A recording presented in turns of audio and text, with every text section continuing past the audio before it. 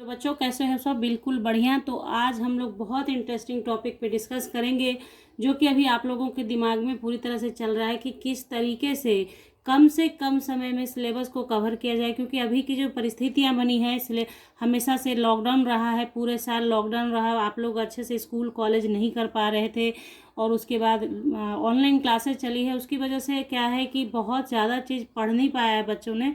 तो कैसे कम से कम समय में आप अपने सिलेबस को कवर कर सकते हैं, एग्ज़ाम में अच्छा स्कोर कर सकते हैं, इसी सब्जेक्ट पर बात करेंगे आज हम लोग और समझेंगे कि किस तरीके से काम करें कि 1 से 1.5 महीने के अंदर भी आप अच्छा स्कोर कर सकते हैं, 80-90% मार्क्स भी ला सकते हैं। ठीक है, तो आपको ध्यान से सारी बातों को समझना है, सुनना है और उसको अपना इम्प्लीमेंट करना है, उसको आप लागू करेंगे अपने लाइफ में आज से ही, तभी फिर आपका कोर्स कंप्लीट हो जाएगा और आप अच्छे से एग्ज़ाम दे पाएंगे। ठीक है, तो चलिए सबसे पहले कि जब आप कम समय में सिलेबस पूरा करने की बात करते हैं तो तैयारी भी बहुत अच्छी होनी चाहिए आपको। तो सबसे पहला काम क्या कीजिए, आज ही आप अपना टाइम निकालिए, एक से 2 घंटे का समय निकालिए और देखिए कि सब्जेक्ट को वर्गीकृत करें आप, यानी कैटेगराइज करें सब्जेक्ट को कि सब्जेक्ट कौन सा सब्जेक्ट। मान लीजिए आप साइंस स्ट्रीम के हैं तो आपके पास पढ़ने के लिए मैथ है, आपके पास फिजिक्स है, आपके पास केमिस्ट्री है और आपके पास बायो है। ठीक है, तो इन चारों सब्जेक्ट में कौन सा सब्जेक्ट आपको हार्ड लगता है, कौन सा सब्जेक्ट आपको इजी लगता है, ये कैटेगरी आपको करना है। ठीक है, कोई दूसरा आदमी नहीं करेगा। आप खुद देखें कि मुझे ये पढ़ना आसान लगता है, ये सब्जेक्ट इजी है। तो जब आप ये डिफाइन कर लेंगे कि मेरे लिए कौन सा सब्जेक्ट इजी है, कौन सा सब्जेक्ट हार्ड है, हर एक बच्चे के ये होता है कि 3 सब्जेक्ट में कोई ना कोई सब्जेक्ट उसके लिए आसान होता ही होता है और कोई ना कोई टफ होता है। अगर आपके लिए सारा आसान है तो अब तो बहुत अच्छा है। तो वैसे केस में अगर मान लिया कि किसी बच्चे के लिए मैथ हार्ड है, ठीक है, और किसी बच्चे के लिए इजी क्या है, उस बच्चे के लिए केमिस्ट्री इजी है, तो जब आपने ये कर लिया तो अब आपको करना क्या है, पहले पहले क्या करना है, हार्ड सब्जेक्ट को पढ़ना है। पहले आपको हार्ड सब्जेक्ट पढ़ना है। हाँ, आपको जो हार्ड लगता है हार्ड सब्जेक्ट पढ़िए। ठीक है, क्योंकि हार्ड सब्जेक्ट को पढ़ने के लिए ज़्यादा समय जाएगा और ज़्यादा वर्क आपको होगा, ज़्यादा काम करना होगा उसके ऊपर। ठीक है, तो ज़्यादा समय चाहिए उसके लिए, तो सबसे पहले हार्ड सब्जेक्ट को पढ़ें, मतलब उसको प्रायोरिटी पहले दें कि हाँ इसे ही पहले पढ़ना है, फिर इजी सब्जेक्ट को भी पढ़ना है। तो एक दिन में एक हार्ड और इजी, हार्ड इजी ऐसे करके कैटेगराइज कर लें कि दिन भर में आपको 2 से 3 सब्जेक्ट पढ़ने हैं, तो 2 से 3 सब्जेक्ट में सबसे पहले हार्ड को टाइम दें आप, क्योंकि हार्ड सब्जेक्ट जो होगा उसमें ज़्यादा समय जाएगा, आपको ज़्यादा वर्कलोड भी होगा, ज़्यादा वर्क करना पड़ेगा उसके ऊपर। ठीक है, तो ये चीज़ हो गया, बात आई समझ में आपके। उसके बाद क्या करें, हार्ड सब्जेक्ट पढ़ने के बाद होगा क्या कि दिमाग आपका पूरा थक जाएगा, तो थोड़ा रिलैक्स करेंगे, उसके बाद इजी सब्जेक्ट उठा लेंगे। क्यों? क्योंकि आपको कॉन्फिडेंस होगा कि ये सब्जेक्ट इजी है, इसमें कम समय में मेरा सारा काम हो जाएगा। तो ये आप समझ गए कि कैटेगराइज कर लेना है आपको, सब्जेक्ट को इजी टफ कर लेना है। उसके बाद आपने जब ये कर लिया कि चलिए मैथ मेरे लिए हार्ड है, केमिस्ट्री इजी है, फिजिक्स इजी है मेरे लिए, तो इसके बाद आपको क्या करना है, वेटेज ऑफ चैप्टर्स देखना है। मान लिया कि मैथ हार्ड है, ठीक है, इसमें अगर मान लीजिए ट्रिग्नोमेट्री को वेटेज देखिए कि इसका वेटेज कितना है। ठीक है, तो अगर वेटेज जिस चैप्टर्स को ज़्यादा दिया गया है सिलेबस के अंदर, उस चैप्टर को पहले पढ़िए। बात आई समझ में? यानी मान लीजिए किसी चैप्टर को 10 मार्क्स का वेटेज है, तो पहले हम लोग 10 मार्क्स के लिए फाइट करते हैं कि चलिए भैया यहीं से स्टार्ट करते हैं, यहाँ से पढ़ते हैं, ताकि कम समय में ज़्यादा स्कोरिंग करने का संभावना आपका बन जाए। तो सबसे पहला काम है सब्जेक्ट को कैटेगराइज करना, उसके बाद दूसरा काम कीजिए चैप्टर्स का वेटेज निकालना। ये 2 काम आपको 1 से 2 घंटे में एक दिन में कर लेना है और उसका एक चार्ट बना लेना है। ठीक है, मैथ फिजिक्स केमिस्ट्री करके वेटेज ऑफ चैप्टर्स का लिख लेना है, कौन कौन से चैप्टर्स का क्या वेटेज है, और हार्ड और टफ तो आप अपने दिमाग में, हार्ड इजी आप अपने दिमाग में रखेंगे ही कि कौन से सब्जेक्ट को आपको ज़्यादा टाइम देना है। ओके, तो ये 2 बातें हो गई। उसके बाद देखिए क्या करना है, ये आप सभी जानते हैं बच्चों कि कम समय में कोई काम करना है तो उसके लिए हार्ड और स्मार्ट दोनों वर्क करना पड़ता है। कम समय में करना है, कम समय की बात जब हम करते हैं तो दोनों ही बातों को करना होता है, हार्ड प्लस स्मार्ट, दोनों काम कीजिए, हार्ड वर्क भी होगा स्मार्ट वर्क भी होगा, तभी आपका कम समय में कंप्लीट होगा। तीसरी बात होगी नोट्स तैयार करें। तो बात ये है कि अब कम समय है तो पूरा पूरा नोट्स तो तैयार होगा नहीं, तो आप एक कार्ड के तरह से नोट्स तैयार करें। ठीक है, जैसे मान लीजिए कि कोई चैप्टर आप पढ़ रहे हैं अभी फिलहाल, मान लीजिए कोई भी चैप्टर आपने पढ़ रखा है, तो पहले जैसे मैथ्स पढ़ रहे हैं तो उसका फॉर्मूला पूरी तरह से याद रखें, उसको लिखा हुआ रखें ताकि उसका रिवीजन करते रहें। एक कार्ड की तरह अगर आप मान लीजिए कि आपने नोट्स जो मेन पॉइंट्स है उस चैप्टर का, जो आपको लगता है पढ़ते वक्त मेन पॉइंट्स ऑफ चैप्टर्स, तो आप उसको क्या करें, उसको लिखें ताकि आपको रिवीजन करने के लिए, जैसे चैप्टर एंड हो गया तो अब आपको चैप्टर्स बुक से नहीं पढ़ने हैं, आपको अपना जो मेन पॉइंट्स आपने लिखा है उसको पढ़ेंगे। मेन पॉइंट्स जो आपने लिखा उसको पढ़िए, तो आपका सारा whole and soul chapters complete हो जाएगा। कैसे? क्योंकि जब चैप्टर्स आपने पढ़ा है आपके दिमाग में तो वो बातें हैं कि आपने चैप्टर्स में क्या क्या पढ़ा है। ओके, तो क्या करना है, मेन पॉइंट्स का आप नोट्स बनाएं, मेन पॉइंट्स लिखें अपनी कॉपी पे उस चैप्टर्स का, ताकि आपको क्या हो, जब आपने पूरा होल चैप्टर पढ़ लिया काम खत्म, उसके बाद क्या कीजिए 15 मिनट के लिए जो आपने मेन पॉइंट्स अपना लिखा है उसको रिपीट कर लीजिए। ठीक है, हो गया। उसके बाद मतलब अगले दिन जब पढ़ने बैठ रहे हैं तो 10 मिनट के लिए अपना मेन पॉइंट्स को एक बारी उलट पुलट के पढ़ लिया, तो आपको पूरा पूरा चैप्टर पे आपका कमांड रहेगा। ठीक है, ये करना है आपको।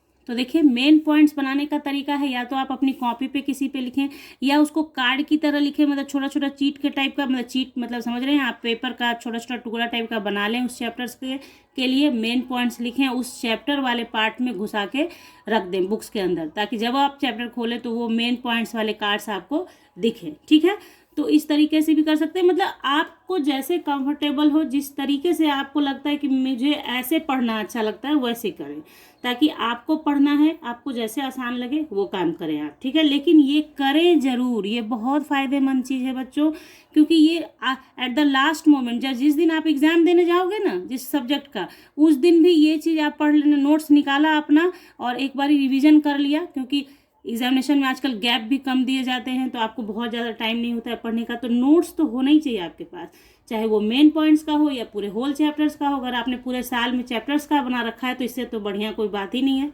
ठीक है, तो रिवीजन के लिए ये बहुत ज़रूरी होता है, रिवीजन वर्क आप नोट्स से ही कर पाते हैं। ये कोई नहीं कह सकता है कि आप पूरी रात जाग के पूरा बुक पढ़ सकते हैं, ऐसा पॉसिबल ही नहीं है। अगर कोई कहता है तो वो इम्पॉसिबल है, उसको समझने की ज़रूरत भी नहीं है आपको कि आप रात भर जाग जाएं और पूरा बुक पढ़ जाएं, ऐसा नहीं हो सकता है। ठीक है, तो रिवीजन के लिए नोट्स नेसेसरी है मेरे ख्याल से। ओके, तो पॉइंट नंबर 4 देखते हैं हम लोग। तो देखिए 4th नंबर पे कंसंट्रेशन, जो कि मूल मंत्र है पूरी तैयारी का। एकाग्रता बहुत ज़रूरी है, यानी डिस्ट्रैक्शन से बचना है आपको। मतलब जितना भी पढ़ें, जो भी पढ़ें, मन लगा के पढ़ें और पढ़ें ही सिर्फ उसे। मतलब पढ़ते समय आपके दिमाग में बहुत तरह की बातें नहीं चलनी चाहिए कि इधर उधर की बातें, और बार बार जो आज के डेट का सबसे महत्वपूर्ण साधन डिस्ट्रैक्शन का मोबाइल फ़ोन की, मेरे फ्रेंड ने मैसेज किया कि नहीं किया वो देख लेता हूँ, थोड़ा सा फ़ोन का यूज़ भी करें तो पढ़ाई के लिए करें। जैसे मान लीजिए आप किसी चैप्टर को पढ़ रहे हैं, आपको कहीं डिफ़िकल्टी आती है तो ऑनलाइन साइट से आप पढ़ना चाहते हैं तो पढ़ लें, उससे देख लें, लेकिन उसको असाइड एक तरफ रख दें। अपने मन में इतना स्ट्रॉन्ग विल पावर डेवलप करें कि नहीं, जब तक मैं पढ़ रहा हूँ उस समय मैं मोबाइल का मतलब बेकार यूज़ नहीं करूँगा। मतलब ऐसा कोई यूज़ नहीं कि हाँ थोड़ा सा मैसेज देख लेता हूँ, थोड़ा सा किसी को मैसेज कर देता हूँ, ऐसा काम नहीं करें। थोड़ा सा अपने ऊपर अपना मतलब अपने आप पे कंट्रोल बना के रखें, एकाग्र होके पढ़ें, ये बहुत ज़रूरी है। क्योंकि आप कितना भी पढ़ेंगे मतलब क्या हो जाएगा, जैसे फिजिक्स का होता है ना कि आपने दीवार को धक्का दिया, दीवार तो खिसका ही नहीं, तो वर्क इज नॉट डन, है ना। तो वही चीज़ होगा, अगर आप एकाग्र होकर नहीं पढ़ेंगे तो 8 घंटे भी पढ़ लेंगे तो कोई फ़ायदा मिलने वाला नहीं है। बात आई समझ में। तो आप 2 घंटे पढ़ें, 4 घंटे पढ़ें, लेकिन कॉन्सेंट्रेट होकर पढ़ें। मतलब आप सिर्फ पढ़ाई करते समय पढ़ाई कर रहे हैं, वो आपको इंपॉर्टेंट पॉइंट्स मिल रहा है, आप लिख रहे हैं, आप समझ रहे हैं कि मैं क्या लिख रहा हूँ, क्या लिख रही हूँ, क्या बना रहा हूँ, इस टाइप का होना चाहिए आपके दिमाग में। सिर्फ उसी सब्जेक्ट से रिलेटेड बातें चलनी चाहिए। ये हो गया कंसंट्रेशन। डिस्ट्रैक्शन से बचना है आपको। और बहुत सारे बच्चों में देखिए नेक्स्ट पॉइंट मैंने लिख ही दिया है कि बहुत सारे बच्चे ऐसे डिस्ट्रैक्ट होते हैं, क्या भैया पढ़ने तो बैठ गए, अब मम्मी से आप कॉपी मांग रहे हैं, बुक्स मांग रहे हैं, मम्मी थोड़ा सा ये कॉपी दे दो, मम्मी थोड़ा सा वो बुक्स दे दो। ऐसा नहीं करना, वो भी डिस्ट्रैक्शन ही है आपका। ठीक है, आपको पढ़ते समय अगर आप केमिस्ट्री पढ़ने बैठे हैं तो उस केमिस्ट्री से रिलेटेड जो बुक है आपका जो कॉपी है आपके रफ वर्क का या नोट्स वर्क के लिए, वो कॉपी, पेन, वाटर बॉटल, यहाँ तक कि जैसे बच्चे को बार बार प्यास लगती है पढ़ते वक्त, तो पानी पीने के लिए भी वाटर बोतल लेकर ही बैठें आप, ताकि डिस्ट्रैक्शन नहीं हो, बार बार आपको अपना प्लेस छोड़ने का ज़रूरत नहीं पड़े। जहां आप पढ़ने के लिए बैठते हैं वहां 2 घंटे टिकें आप, एकदम 2 घंटे आपको पढ़ना है। अब ऐसा नहीं है कि किसी तरह का इमरजेंसी हो जाए तो उसकी बात नहीं है ना, तो इमरजेंसी का यहाँ पे डिस्कशन नहीं हो रहा है, लेकिन मेन बात जो हो रही है कि आपको डिस्ट्रैक्शन से बचना है। डिस्ट्रैक्शन किसी भी तरह का हो सकता है, और not only mobile phone, TV है, या किसी फ्रेंड से बात करने का दिल आपका बार बार कर रहा है तो वो भी आपका गड़बड़ है। मतलब आप समझ सकते हैं डिस्ट्रैक्शन का बहुत सारा साधन है। तो उन सब से बचने के लिए आपको काम करना है, एकाग्र होकर पढ़ें, एकदम से काम कर जाएगा आपके लिए। उसके बाद आप क्या कर सकते हैं, मन लगाने के लिए आप एक दिन में 2 से ज़्यादा सब्जेक्ट पढ़ें, जो कि मैंने आपको पॉइंट नंबर 1 में ही बताया था कि आप कठिन और मतलब हार्ड एंड इजी सब्जेक्ट बांट लिया आपने, तो हार्ड पढ़ें फिर इजी पढ़ें, देन आफ्टर फिर हार्ड पढ़ें। ठीक है, उससे क्या होगा, एक बैलेंस बना रहेगा, आपको मन लगा रहेगा पढ़ने में। ठीक है, तो मन लगा रहेगा, उसके लिए आप सब्जेक्ट को बांटें। आप क्या कर सकते हैं कि मान लीजिए दिन में आप 6 घंटे पढ़ते हैं, ठीक है, मान लीजिए कि आपने 6 घंटे का बनाया है, तो 2 घंटे के लिए 2 आवर्स के लिए आप मैथ पढ़ लें। ठीक है, बीच में 15-20 मिनट का ब्रेक है, उसके बाद 2 आवर्स के लिए आप केमिस्ट्री पढ़ लें, क्योंकि मैंने पहले ही मैथ को आपको हार्ड कहा है, केमिस्ट्री को इजी, तो केमिस्ट्री इजी हो गया। फिर आप क्या करें, चूँकि मैथ में बहुत ज़्यादा ये है, तो 2 घंटे के लिए फिर से आप यहाँ पे फिजिक्स पढ़ने के बाद 2 घंटे के लिए फिर से लास्ट में मैथ पढ़ें। ठीक है, तो क्या हो जाएगा, आपका पूरा सिलेबस भी कवर हो जाएगा। और आपको, अब आप कहेंगे हिंदी इंग्लिश कब पढूं, तो हिंदी इंग्लिश जो बीच में गैप मिलता जाएगा, जैसे 1 घंटे का गैप है, उसमें आप पढ़ें हिंदी इंग्लिश। उसमें बहुत ज़्यादा मेहनत नहीं करनी होती है आप लोगों को, आप लोग कर लेते हैं आसानी से, इसलिए कोई परेशानी नहीं होगी। मेन जो सब्जेक्ट होता है मेन स्ट्रीम का, उसको बहुत ज़्यादा मेहनत से पढ़ना होता है स्कोरिंग करने के लिए। ठीक है, तो ये मतलब ये चीज़ हुआ। और सबसे इम्पॉर्टेंट पॉइंट कि जब आप मान लीजिए आप बोर्ड एग्जाम के लिए बैठने जा रहे हैं, बोर्ड एग्जाम के लिए या किसी भी एग्जाम के लिए, आप कॉम्पिटेटिव एग्जाम भी देने जा रहे हैं, तो क्वेश्चन बैंक से पिछले साल के क्वेश्चन का प्रैक्टिस करें। कैसे, आपने जो चैप्टर पढ़ा है, चैप्टर के अकॉर्डिंग जो भी क्वेश्चन बैंक में क्वेश्चन है उसको लिख लें, उसको बनाएं। आप देखें कि आपने जो पढ़ा आपके समझ में आ गया, आपको लिखना आता है या नहीं सही तरीके से।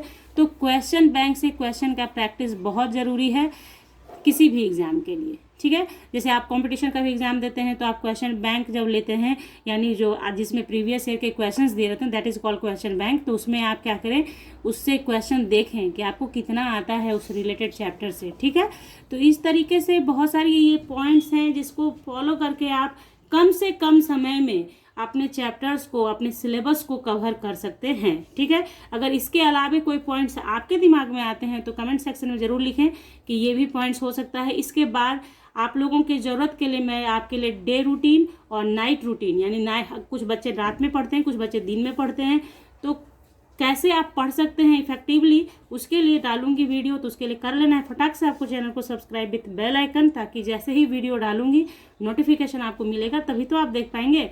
और चलिए, तो ये पॉइंट्स अगर आपके समझ में आए हो और आपको लगे कि हाँ ये काम लायक है आपके, तो लाइक कीजिएगा वीडियो को, अपने दोस्तों को भी शेयर कर लीजिएगा, ज़्यादा से ज़्यादा शेयर कीजिएगा ताकि उन लोगों को भी कुछ फ़ायदा मिले।